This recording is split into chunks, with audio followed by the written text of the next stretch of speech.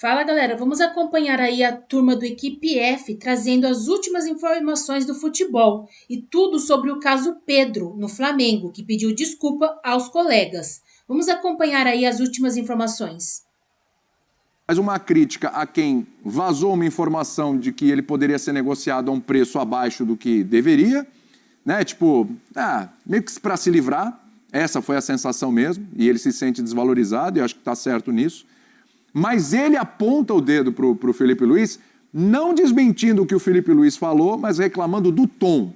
Você acha que o problema dessa história está justamente no tom? O Felipe Luiz tem razão em tudo que falou, mas o tom não foi adequado? E essa história ainda vai render, vai demorar para os dois se acertarem? Eu quero pegar a tua experiência de vestiário, a experiência do Zé aqui também depois na sequência, para tentar entender quais são os próximos passos, aí, os capítulos dessa novela, Zinho.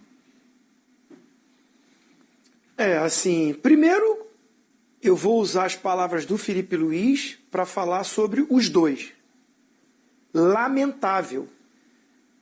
Chega a beirar o ridículo e desnecessário todo esse tumulto, essa crise gerada por eles mesmos. O Flamengo é o líder do campeonato, fez um Mundial muito bom, né? É dito e falado por todos nós o melhor elenco sul-americano.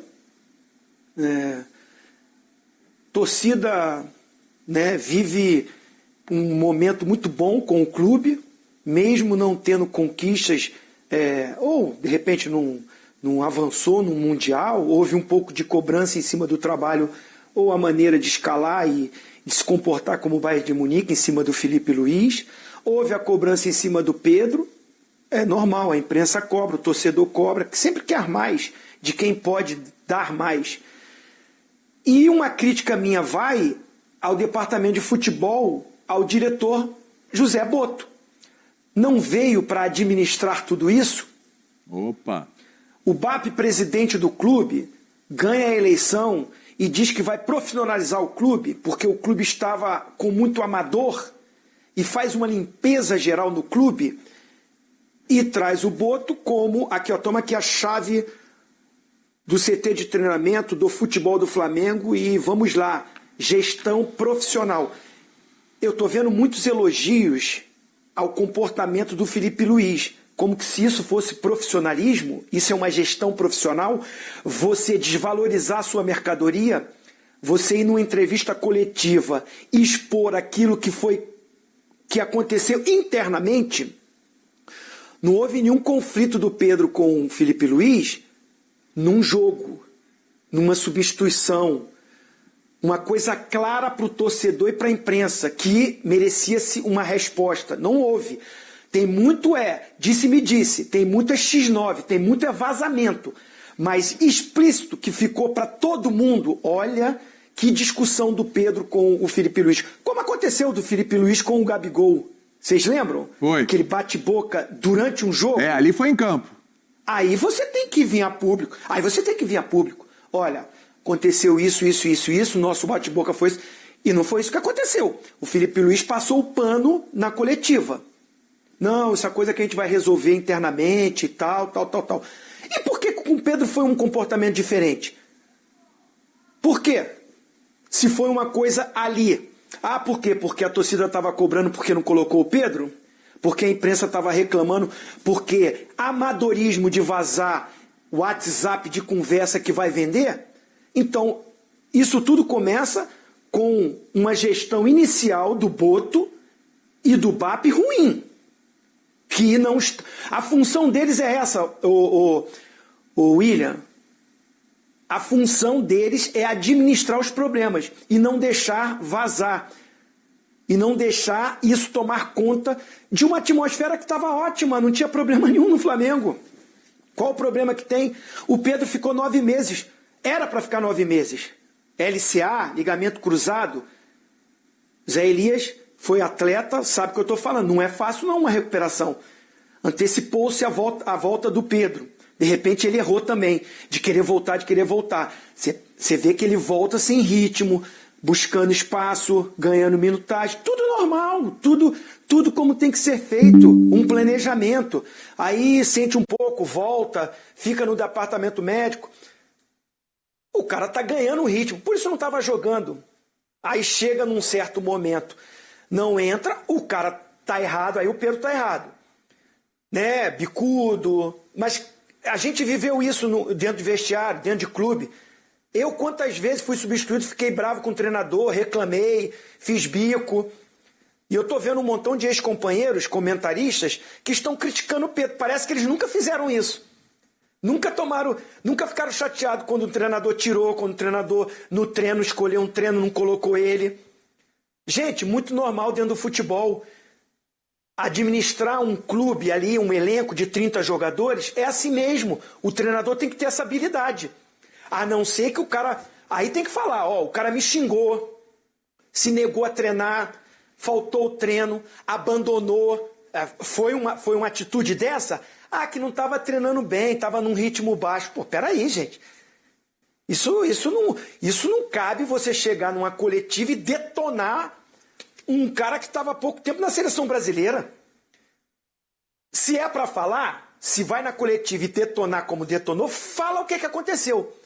Eu sou contra. Eu acho que não tinha que ter falado nada. Ó, é uma decisão minha, tecnicamente eu acho que ele está abaixo dos outros, e a minha opção foi não trazê-lo dessa vez. Acabou. Mas se falar só isso, e o time não ganhar, infelizmente é assim no futebol, a mídia, a torcida vai pegar... Eu estou me estendendo porque isso está me consumindo nesses dias a dia que eu estou vendo um montão de gente de falar. É isso aí, Felipe Luiz, isso que é profissionalismo, tem que cobrar mesmo. Vocês sabem o que aconteceram? Todo mundo que está comentando está lá no dia a dia, sabe o que aconteceu verdadeiramente? Eu até agora não sei. Porque estava o comportamento no treino de deboche e tal. Gente, o cara estava aí, foi exposto que ia ser vendido. Não houve nenhum tipo de... Algum diretor chegar lá, é mentira, não teve isso... Ele não vai ser vendido, não tá não. Não vi ninguém protegendo o seu patrimônio falando. O cara tá chateado que não está jogando. Vê jogadores sendo improvisados na posição dele de centroavante. Quem tá jogando não é nem centroavante. Uma opção treinador, tem todo o direito. Chega lá e conversa. Resolve internamente. Agora, eu acho que o tom foi acima, sim, do Felipe Luiz, que eu respeito, que eu acho que tem um futuro brilhante como treinador e está sendo lapidado. É muito novo como treinador numa gestão de um elenco tão poderoso, né?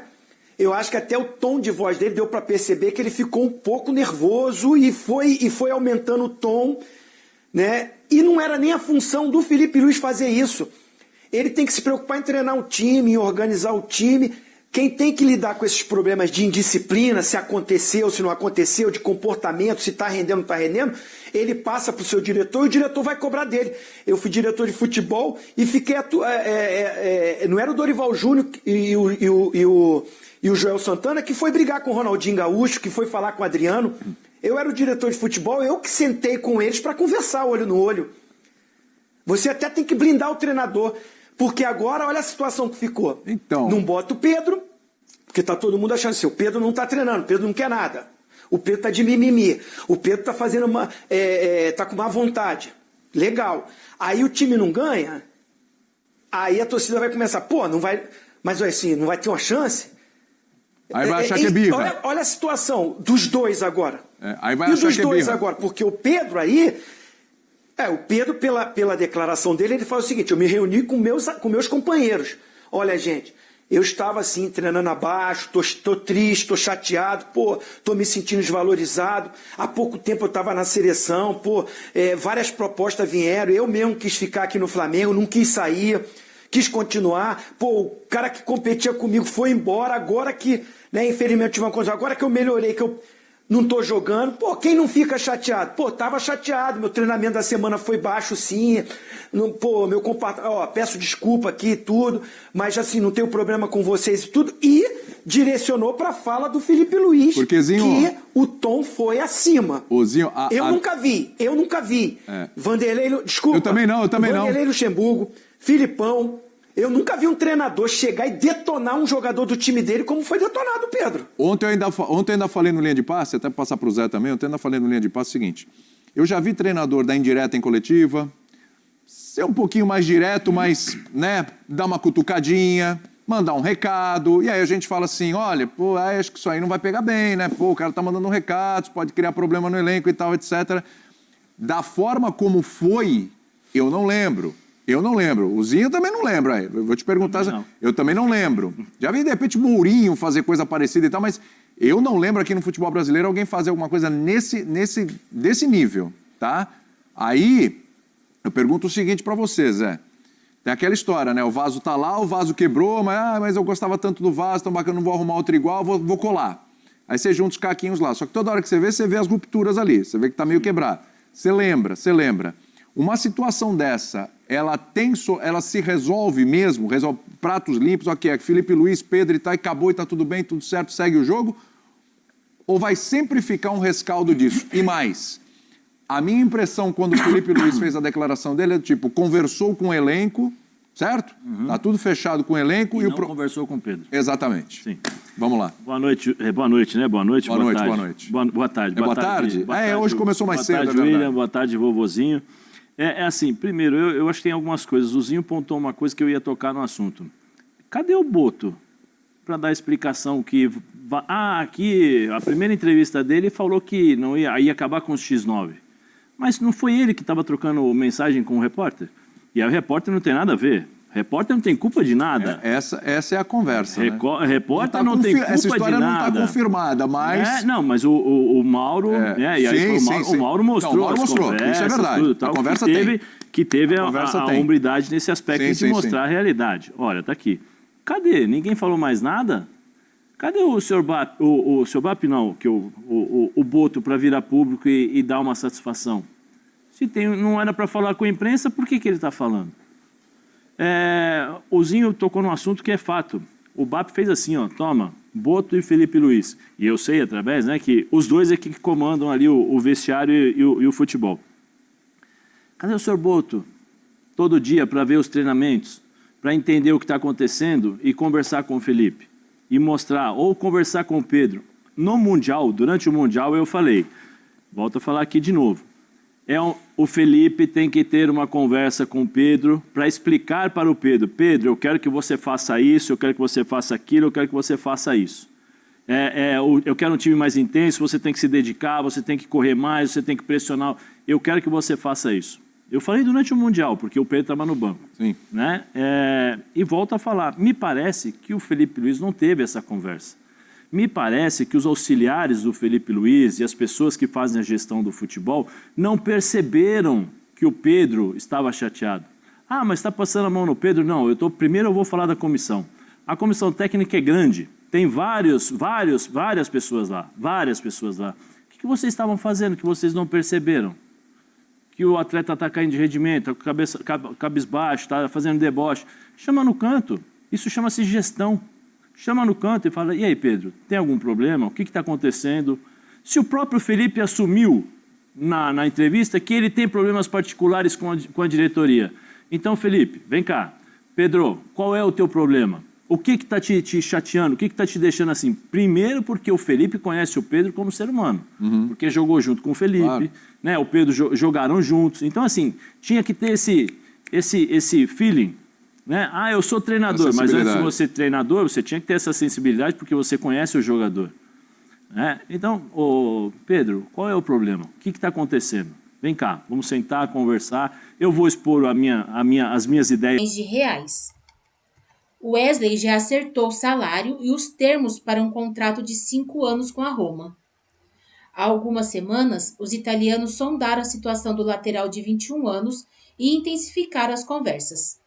As partes entraram em acordo na semana passada, antes de o clube europeu se acertar com o Flamengo.